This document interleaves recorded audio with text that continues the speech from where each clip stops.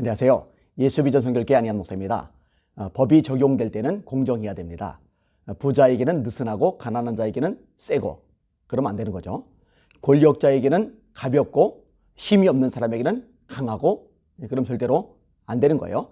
대기업에는 약하고 중소기업 혹은 자영업자들에게는 강하고 절대 안 되는 거예요.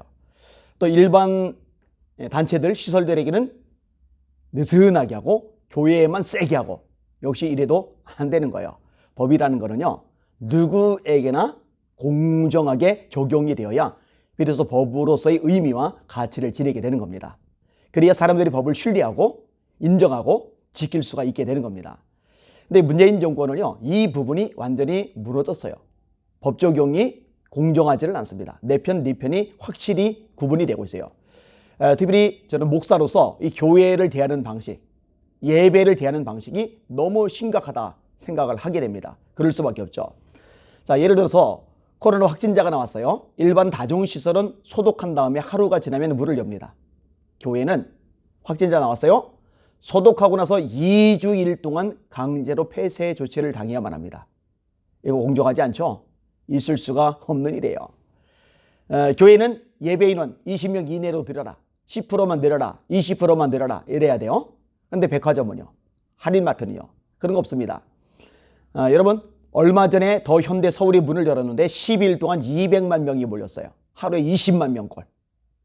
아니, 실내인데 그럼 돼요? 교회는 안 됐잖아요.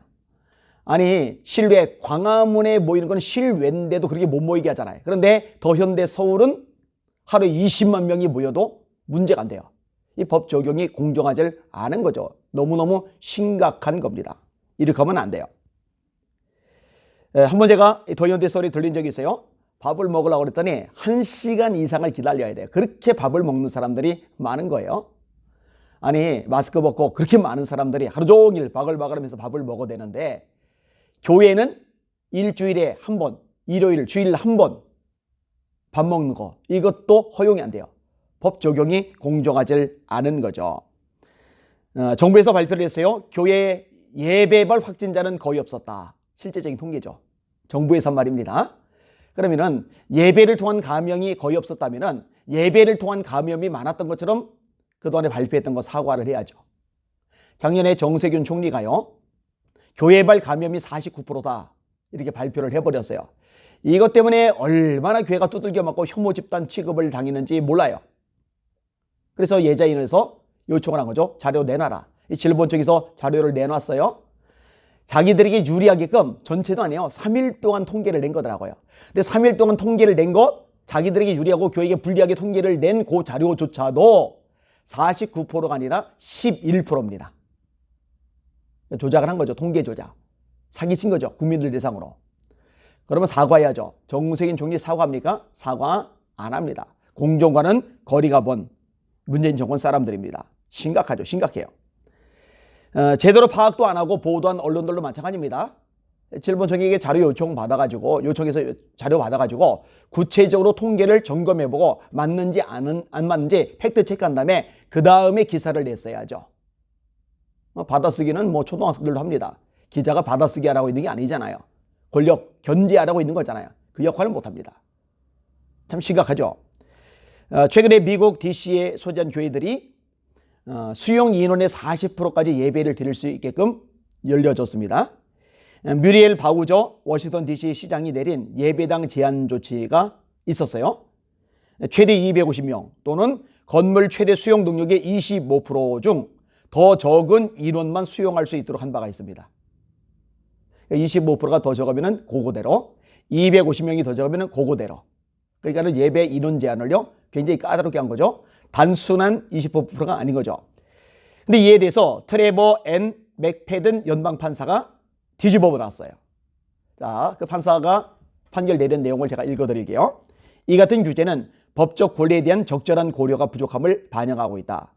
교회는 사회적 거리두기 지침을 준수하면서 수용 인원의 40%까지 대면 예배를 드릴 수 있다. 시 당국의 수용 인원 제한 규제는 예배당에 대한 차별이다.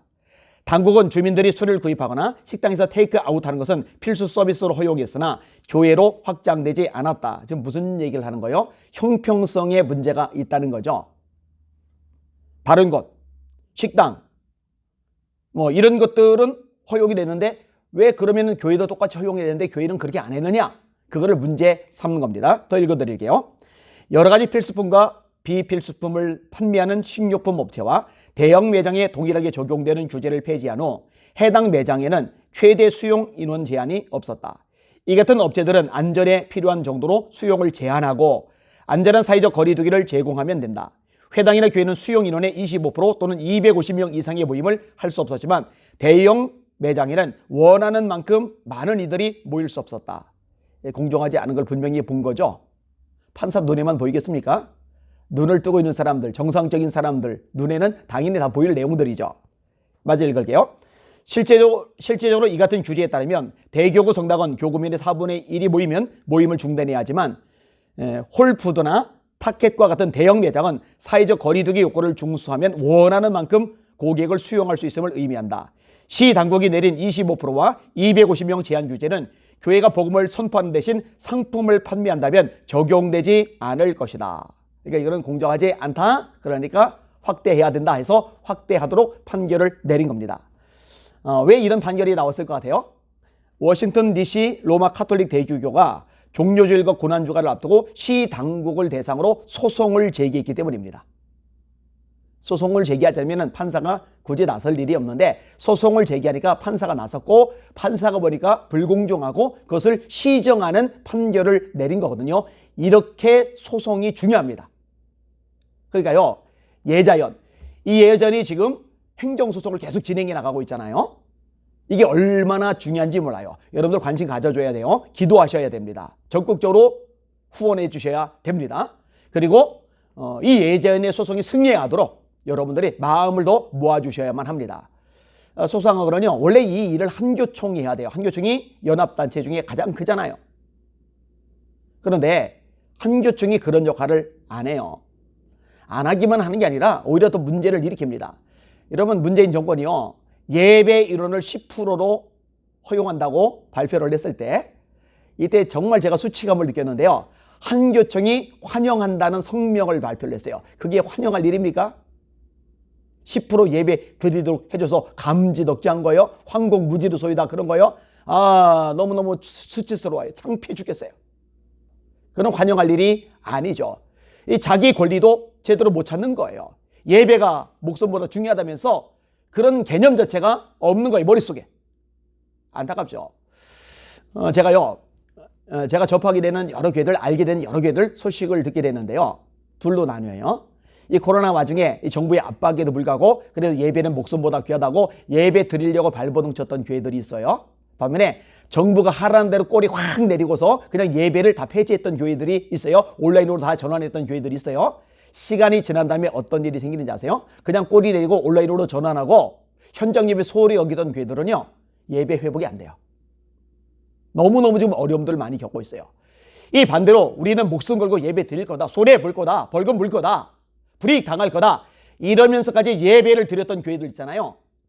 그런 교회들은요, 예배가 급속도로 회복이 돼 가고 있어요. 여러분들 한번 확인해 보세요. 제 말이 거짓말이 아닌 걸 알게 될 겁니다. 당연한 거죠. 당연히 그렇게 돼야 맞는 거고요. 여러분, 우리가 잘 아는 다니엘은요, 기도를 중단하면 부귀영화 누립니다. 30일간만 쉬면 돼요.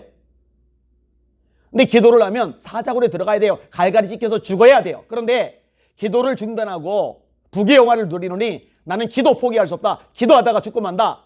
그리고 기도를 선택하잖아요. 아니면 기도를 하더라도 문을 걸어 잠그고 골방에 들어가 기도하면 돼요. 총리 집 누가 가택 수사를 하겠어요. 그런데 내가 기도하는 사람인데 기도 안 하는 척 숨기느니 차라리 기도하는 거 티를 내다가 죽고 만다 하고 창문 열어놓고 예루살렘 쪽 바라보며 그냥 대놓고 담대하게 기도하잖아요. 그러니까 하나님이 역사하셔서 사자들이 물어뜯지도 못하고 발톱으로 핥히지도 못하잖아요. 다리오 왕이 사실은 하나님의 종 다니엘아, 하나님께서 너를 살리시기에 능하시느냐 부르실 때 왕이여 만세수를 하옵소서